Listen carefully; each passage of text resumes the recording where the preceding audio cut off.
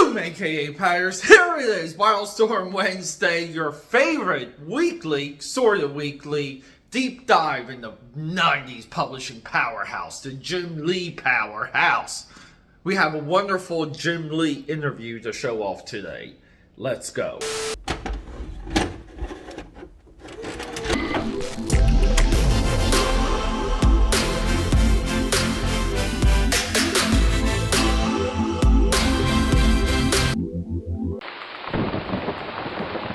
And we're back. AKAPAD, get yourself a little bit of that sippy. Peter A. DeLuca here, AKAPAD69. Say it with me, known through Philadelphia, PA, Europe, and the vast multiverse as your eclectic one.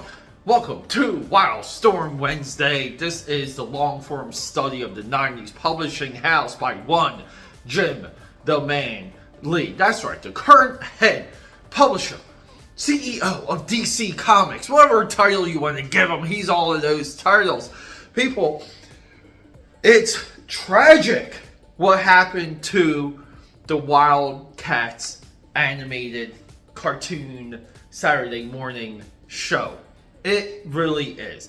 The Playmates toy rollout, the variations, they were so plentiful in KB Toys at the time. There was real movement within the Wildcats comic book. We'll do a video where we pinpoint the media push of Wildcats and what was happening inside the comic book at the time. The best issues of Wildcats are during this time. Jim Lee, I believe, maybe his like third or fourth greatest run. I would put Divine Right, I would put Hush, and I would put some of his X-Men work above his mid-level or like mid-number Wildcats run. Not mid. Jim Lee's not mid. Jim Lee's, the GOAT. But anyway, people, this is an interview, and I'm presenting this. This is an interview from a DVD that dropped, the Wildcats 13 episode, one season, one and done show. DVD box set. This accompanied everything within the DVD, and it's an important document because it highlights the hopes and the dreams of what Wildcats should have been. And I don't know why people are so jaded today. People just don't give an inch. They don't. If you watch the Wildcats animated Saturday morning cartoon show, pound by pound, episode by episode, it's as good as the X-Men. The X-Men, people have put the X-Men on an absolute pedestal just because time has gone by and they're very nostalgic for it. We're not here, okay? Growing up, the Spider-Man animated TV series had the melodrama and the way how it incorporated the entire Spider-Man mythology and all the villains and all the supporting characters, and going into Secret Wars by the end of that series. People, that was something. The X-Men was just confusing. The adaptations weren't quite there. It's not like the Dark Phoenix set the comic book internet storm like on fire. Like, what am I trying to say? I'm just trying to say it's not like people were talking about the X-Men Dark Phoenix adaptation. They just weren't.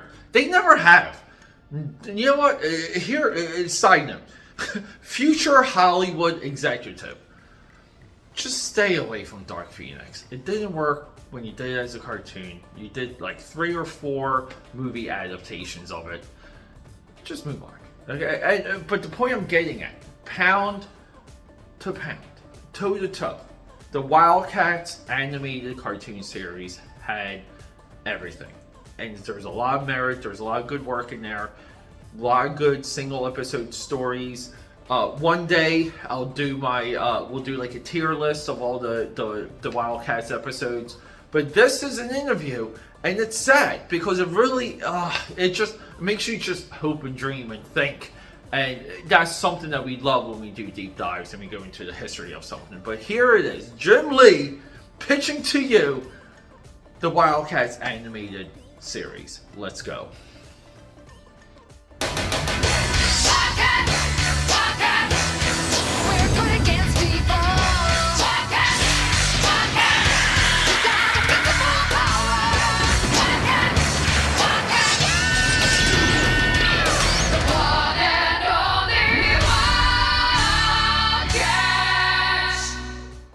Wildcats was actually a mishmash of a bunch of characters I created when I was a kid growing up reading comics. A friend of mine, childhood friend of mine, Brandon Choi, and I used to create comics at the kitchen table when we were like 10, 11, 12 years old. And over the years, we had different variations of these same characters. And so Wildcats really is an amalgamation of all these different characters we created as kids. Non-lethal force only. These men don't know whose side we're on. Hey, I'm not even sure I know. I was very involved in the creative direction of the cartoon. A lot of fans might not necessarily see it when they watch the cartoon and say, hey, that's nothing like the comic book, or that's so different from the comic book. How could they change that? I mean, fans are just very picky that way. But going into it, I knew that this was a whole different kind of, I don't know, product, I guess. It's a whole different kind of experience. I mean, the cartoons are aimed at 6 to 8 year olds.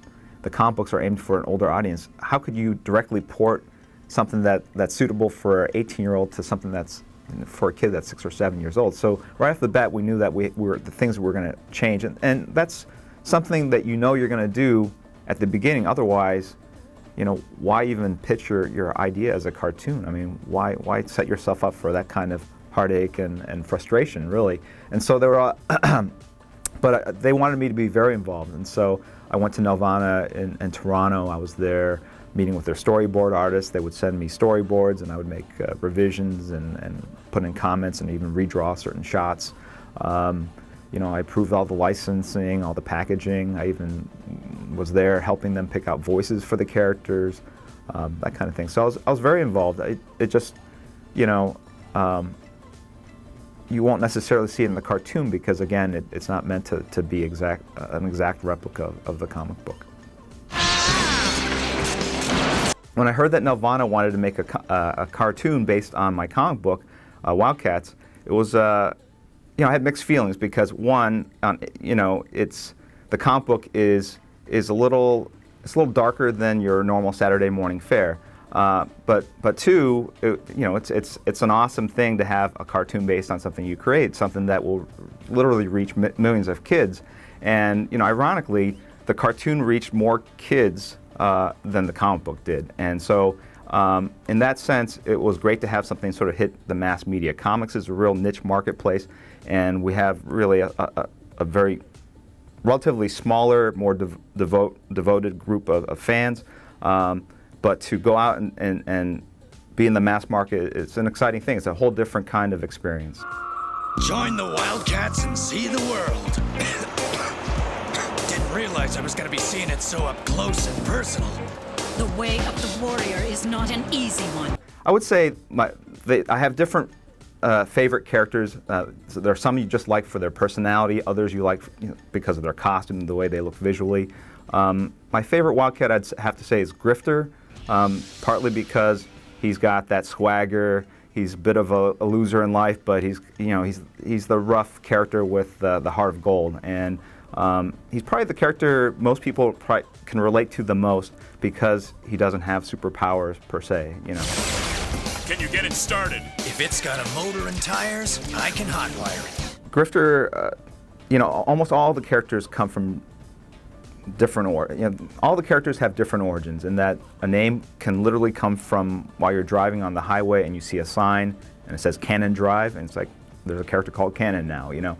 Grifter, there was a movie called Grifters, and I'd never heard that term before, and then when I looked it up and learned what that meant, I was like, wow, what a great name for a character, because the best names are the ones that give you a sense of sort of the moral aspect of the character, what the character can do power-wise, or the personality of the character, and Grifter being a con man, also kind of sounds like Drifter, and so there's all these great things that are happening with the name, and so it really was a character that was sort of a loser in life, didn't have a lot of great things happening in his life, but always seemed to come out on top, and that's a character that I think a lot of people can identify with.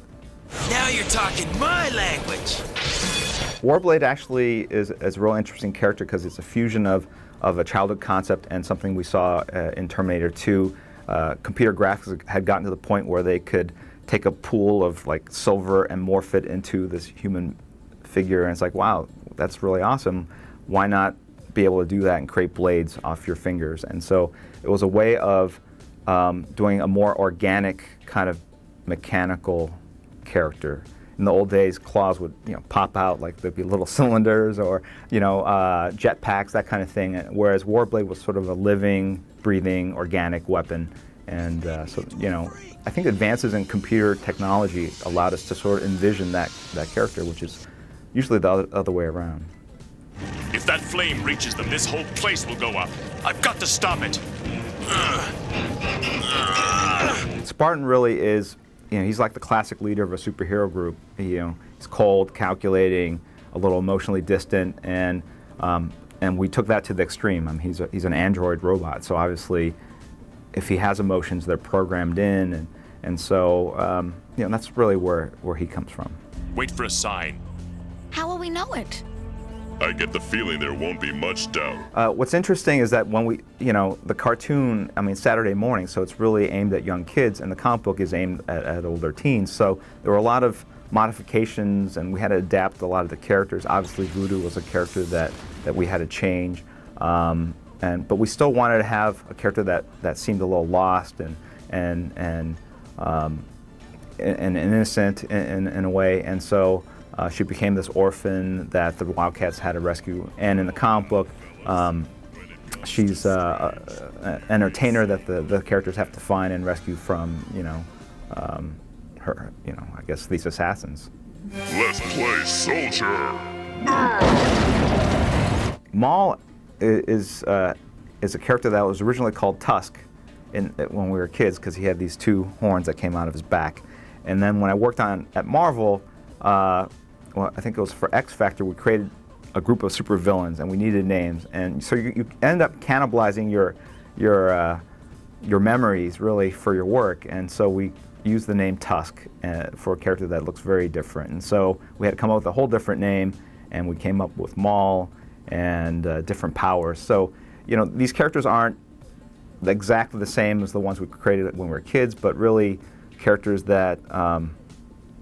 More often than not, or just the visual, and just like the idea of the horns coming from the back.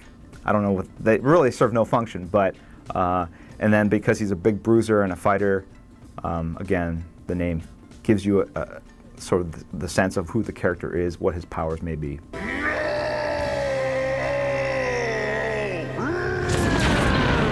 When I was a teenager growing up, I was a real big fan also of ancient history, really. Ancient Greece, ancient Rome, and so Zealot really comes from that kind of inspiration.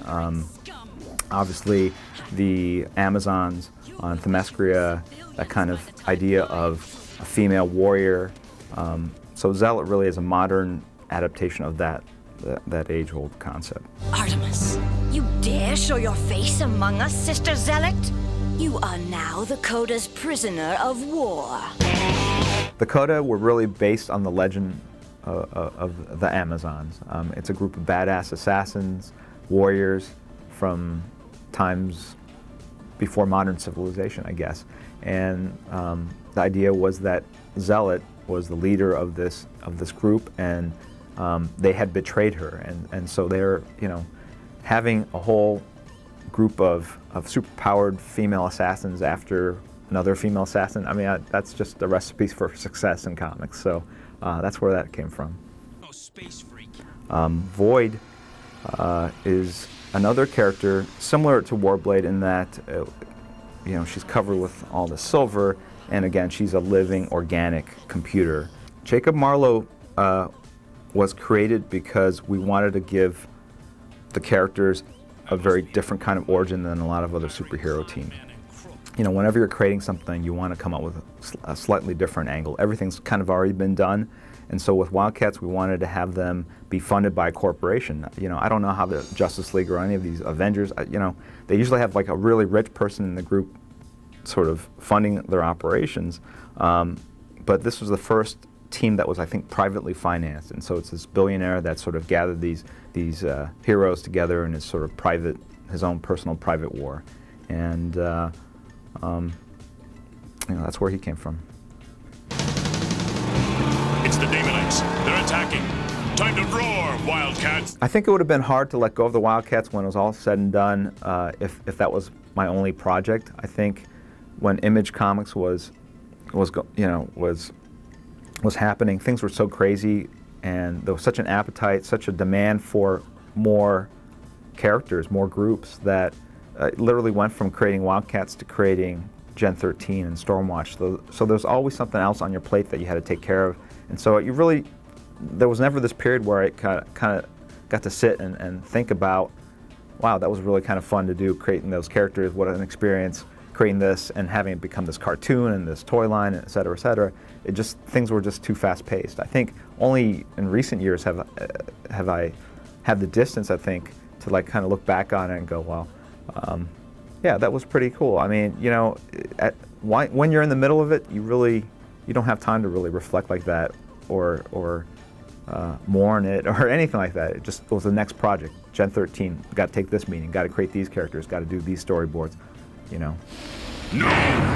Only Halo makes the X-ray lens I need to find the orb, and with it, regain my dominion of the galaxy. I would say as a creator, having drawn, I don't know, 10 or 12 issues of Wildcats, the things I remember, the things I like the most aren't the big battle scenes. I think those are that's the stuff that the fans seem to gravitate towards, but it's really the character scenes, the little nuance scenes where characters are interacting, creating, you know, telling jokes, or just the comical aspects of the comic book. I think issue 8 had them on a honeymoon or on a cruise ship, and they just run into other characters from other comic book universes, and, on their vacations, that kind of thing. I don't know, as a creator, that's kind of fun to do.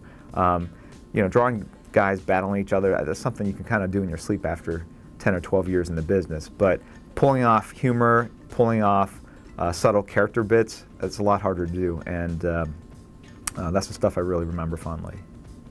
This is my destiny, to destroy the Daemonites! I think one of my favorite episodes, I think it's episode 8 or 10 or something like that. It's the one where the Black Razors come back and they're trying to grab Grifter. The Black Razors are the secret spy organization that Grifter left, and they're trying to bring him back into the fold. And I like that because it was a little bit of a heavier storyline, and it mirrored more some of the stuff that was going on in the comic book. It's time to roar! Issue 1 of Wildcats took me, I'd say, 3 months, which is probably 2 months more than the norm. Usually try to draw a 22-page comic book in 1 month. But because it was the first issue, and plus we were starting up our own company, Wildstorm, there were all these other business things going on. So I didn't have time to sit down at the drawing table every day like I normally would. So the first issue didn't take that long. In comparison to the subsequent issues, I think the 4th issue might have taken a year to draw, because as the comics came out and as Image Comics got bigger, and there were all these other business things that came up, movie, toy meetings, that kind of thing, and they were just all distractions from sitting down and doing the work. So, but normally you try to do a comic book in, a month. Don't get too used to that trophy, John boy. The greatest thing about the job I have, and this sounds like a cliche, but it really doesn't feel like a job to me. I pretty much work every day. I work all sorts of crazy hours. I'll work all night.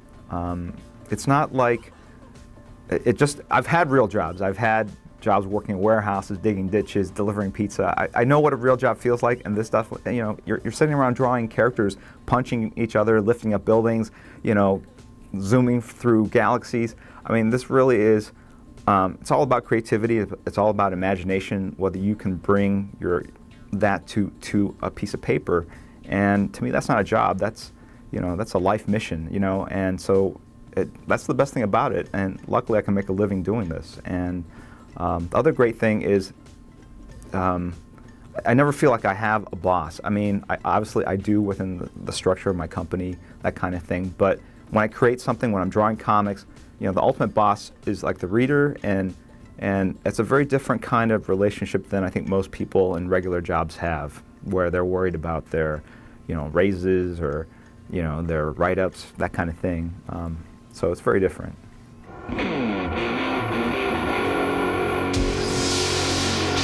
In terms of art, I mean, there's definitely comic book art that I really love, and then there's what I call regular art, which is the art that everyone else knows about, modern art, that kind of thing.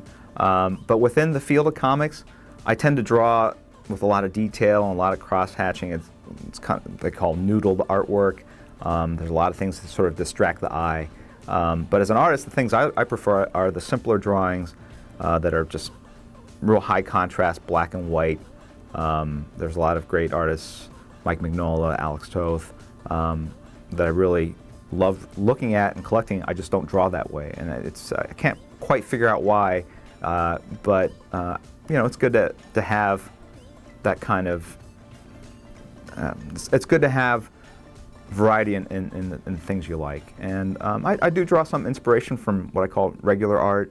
You know, if you go to an art museum, you might see a canvas that's all red and purple, and maybe you can't really. It's not something I would draw in a comic book, but you know, I try to think about what the artist was thinking about, what they're trying to convey, even with something as simple as that.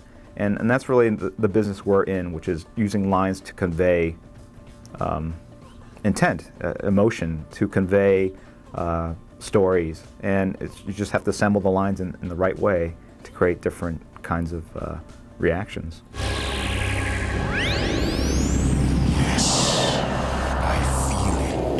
On Wildcats, I was the sole artist. For the most part, I think there were only a couple instances in my career where I had sort of someone help me with backgrounds. But even then, I found that generally it doesn't save me that much more time, in that I can usually draw faster than the assistants. Usually if you find an assistant, they're you know, young artists that haven't had a lot of experience, and they'll draw something and you have to go back in and edit it and change it and ask them to make changes, that kind of thing. Whereas if you just do it yourself, you just nail it on the first try. And so for the most part, I really try to draw all the work myself, and Wildcats was something that I did, you know, from start to finish.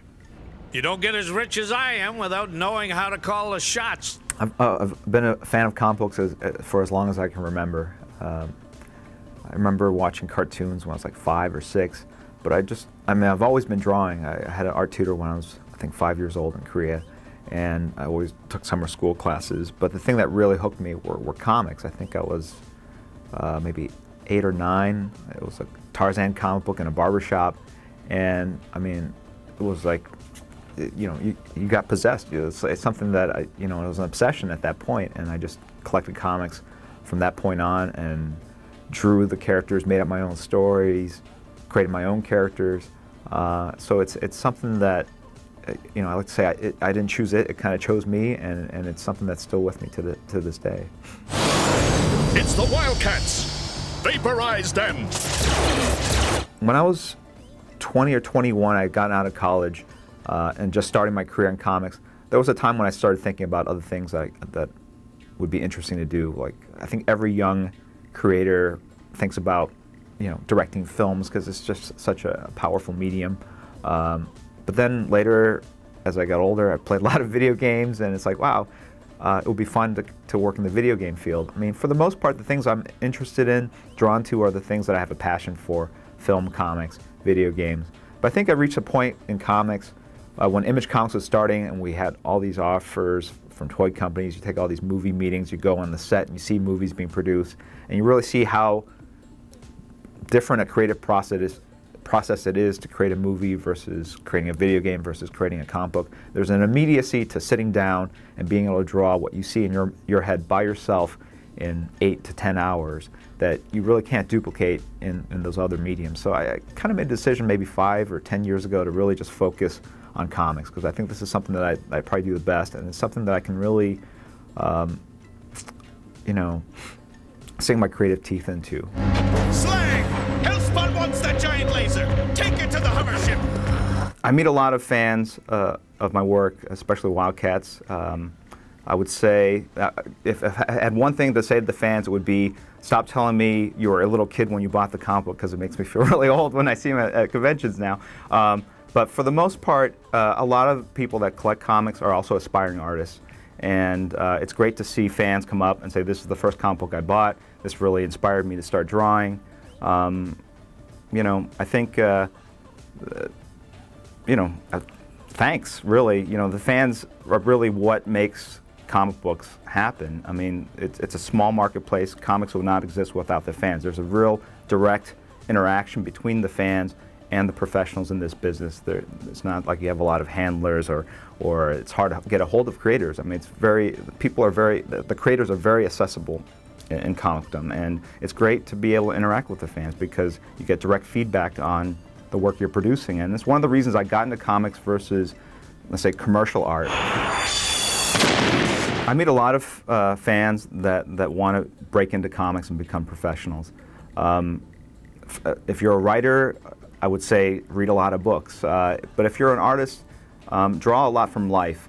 Unfortunately, a lot of comic book fans that want to draw comics just draw superheroes. I mean, that's all they really enjoy drawing. They don't enjoy drawing cars or people in normal clothes or buildings. But if you look at a comic book, you definitely see the superheroes, but what a lot of fans don't see are the props, the backgrounds, the people in normal clothing, the perspective, and you really need to learn all that because we're not in the business of drawing superheroes, we're really in the business of telling stories, and to be able to tell a story, you need to be able to draw everything. And I think some fans that want to break into comics get really too narrowly focused on just drawing, you know, the superhero looking all tough, and really forget about storytelling and drawing perspective and drawing, you know, creating a real, making the drawings feel like reality to the reader. And to be able to do that, you need to know how to draw horses, cars, buildings, you know, the Statue of Liberty, whatever. And really to broaden your horizons. Go to art school, draw from life. You never know. I mean, when you get older, your interest in comic books might diminish, and you can end up an incredible sculptor or someone that does incredible packaging for dog food. You know, there's all sorts of awesome possibilities. Destroy the Wildcats now! You know, our business is a very small, intimate business, and there's a lot of interaction between creators and fans. And you know, what other businesses or entertainment fields can you go to a convention and meet your favorite writer, artist, and actually sit there and talk to them fairly, you know, without being shooed away by security? And that's really what we have in comics. So, you know, if you're a fan of Wildcats the cartoon or a fan of Wildcats the comic book, I mean, you know, look in the newspaper, check online, find a comic book convention, and really, you know, explore the world of comics because it's a lot of fun. Hey guys, just thought I'd cut in. You know, people ask me all the time, like, what's your favorite comic book that you worked on, or what's your favorite character? And it's really like, you know, parent, you know, talking about their kids. You really can't have a favorite.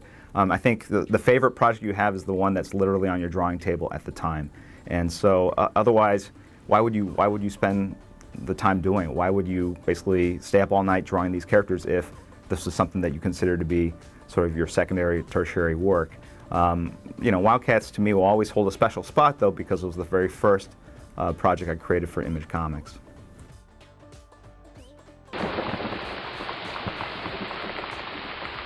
Alright, hey, there's just to loosen up that rotator cuff, people. Look at it. Let's go, Phils. Welcome to Philadelphia, PA. Subscribe, support, leave a comment. Anything you guys want to do. You can support everything for free. The comments mean the most. But if you do like this video and you know someone out there that needs a Jim Lee punch in the gonads, maybe, you know, hey, you remember this cartoon series? Like, someone like that in your contact list. So maybe just send this video to them. Maybe even someone that has a cat. Maybe, I don't know. But people, everything you guys do, everything you do when it comes to the internet and me, it channels right into my cells, and it just makes me stronger. The lovers and the haters. So guys, thank you. This one is for all of you.